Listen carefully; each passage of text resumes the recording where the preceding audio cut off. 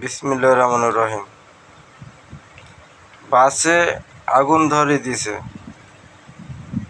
বলে জ্বালাও পোড়াও করতে বলে আগে দোষ হতো শিবিরের লোকজন বলে গাড়িতে আগুন ধরে দেয়, জ্বালাও পোড়াও করে।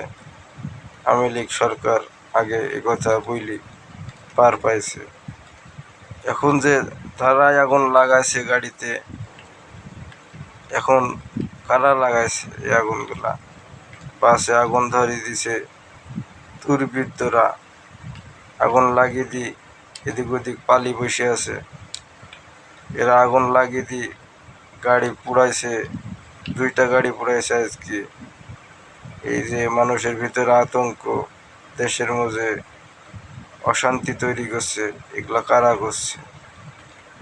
কারা করে এসব কাজ? মানুষকে ভয় পাইয়ে দিছে, মানুষের জানমাল পালাইনি লাগছে, এলাকার মধ্যে আতঙ্ক সৃষ্টি হয়েছে, মানুষ সব ভয় পাচ্ছে। আগুন লাগিয়ে দিয়ে কী লাভ? ক্ষতি করছে দেশের জনগণের, কত মানুষের ক্ষতি হইতেছে। এই জন্যে এই আগুন লাগাই কারা? শিবিরের লোকজন লাগায়, জঙ্গলিরা লাগাই তো বুঝলে পেট্রোল বোমা মারতো আগে গাড়ির মধ্যে। এটা কারা করছে এখন? এই আগুন গেলা কারা লাগায়?